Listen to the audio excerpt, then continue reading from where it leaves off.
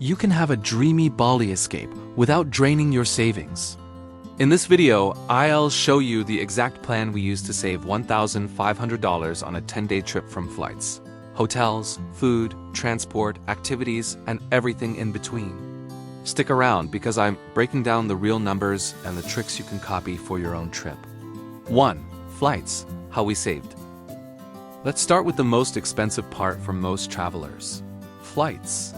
Here's exactly how we saved around $400. Tip number 1, be flexible with your dates. Instead of choosing dates first, we used the whole month search on Skyscanner and Hopper. This alone dropped the price from $890 to $520, same airlines, same route. Tip number 2, fly on weekdays. Tuesdays and Wednesdays were consistently the cheapest across US, India, and Singapore routes. Tip number 3, use carry-on only. Bali is hot. You don't need a giant suitcase. We saved $60 each by avoiding checked-in luggage.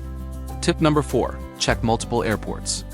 From the US, LAX gives Denpasar was way cheaper than NYC. From India, Bengaluru and Chennai often have the cheapest fares. From Singapore, well, you already win at life. Total saved, $400 too. Accommodation, how we save $350 next up. Where you stay will make or break your budget. We didn't do hostels, but we also didn't splurge on $300 night villas. Instead, we picked mid-range homestays and guest houses that cost between $18-$28 per night with private rooms. Air conditioning, pool, breakfast included, weekly cleaning. 100 Mbps Wi-Fi. These places look premium but are owned by local families, so the price is incredibly fair. For the traditional Bali villa experience, we booked one night in a $60 villa with a private pool by choosing a weekday. We saved another $30. If we had stayed in mid-range resorts the entire time, the trip would have cost an extra $350. Total saved, $350. 3. Food, how we survived on $10, $15 per day. This is where Bali absolutely shines. It's easy to spend $20 on a fancy smoothie bowl cafe. But local warungs charge $1.50, $3 for full meals. Here's exactly how we ate. Breakfast. Included in our stay gives free lunch. Warungs with authentic Indonesian food. Tilde. $2.50 dinner. Warungs again or cheap cafes. Samyuan, 6 snacks. Fresh fruit. Mini marts. $1, $2. We did splurge twice on beachfront restaurants around $18 each, but that's part of the experience. Our total food cost for 10 days, $110 per person. A typical tourist? Easily $220, $300. Total saved. $1204. Transport. How we save $250. Transport can get expensive if you rely on taxis for every ride. Here's how we avoided that trap. Option 1. Renting a scooter, $5, $7 a day. Fuel for 10 days cost us less than $12 total. If you're comfortable riding, this is by far the cheapest and most freeing way to explore. Option 2. Grab, Goyak. $1, $3 rides. We used these when it was raining or at night. Airport pickup hack. Airport taxis can charge $20, $30. We walked 200 meters outside the airport gate and ordered a Grab for $6. What we avoided. Hiring a private driver for the entire trip gives $40, $60 per day. Instead, we hired a driver only once to explore North Bali. If we had used taxis for everything, the cost would have been $300. We spent $48 total. Total saved. $2,505 activities. How we saved $200 activities in Bali range from free to shockingly overpriced. Here's what we did and didn't do to save around $200. We chose cheap or free experiences. Rice Terraces gives $1, Tirta Empel Temple gives $1.50. Teganungan Waterfall gives $2, Beaches gives free, Ubud Monkey Forest gives $6, Local Markets gives free.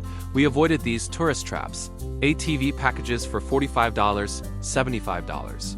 Bali swings for $40, overpriced Instagram tours for $100, $150. Cooking classes for $35, $50 instead. We booked our own day trips individually, saving a huge chunk. Total saved $200. 6. SIM card and connectivity. Small savings that add up. Tourists often get overcharged at the airport for SIM cards. sometimes $25, $35. We bought ours through Aerolo. Holafly for $9 instead. Small saving, but it counts. Total saved. Tilda.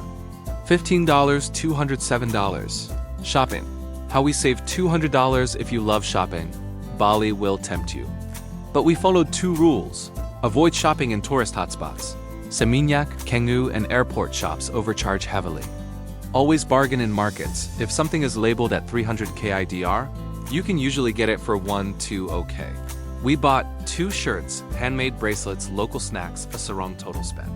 Tilda, $35. Would have cost us tilde. 200 in tourist areas. Total saved. Tilde. $1658. Bonus hacks, easy savings most travelers ignore. Here are small hacks that added up. Bring a reusable water bottle, gives free refills. Pay with cash to avoid foreign card fees. Use local laundries. $1, $2 per kilo instead of hotel laundry. Avoid beach clubs, charging. $50 minimum spend, just pay the $2 entry beaches. Stick to local transport instead of luxury tourist shuttles. We saved another $50 plus using these simple tricks. Final total, $1,500 saved. So here's the breakdown. Flights, $400 saved. Accommodation, $350 saved. Food, $120 saved. Transport, $250 saved. Activities, $200 saved. Shopping, $165 saved. Bonus hacks, $50 plus saved. Total saved tilde. $1,500. You can copy this exact plan for your trip. If you want a full downloadable budget template, comment Bali and I'll share it.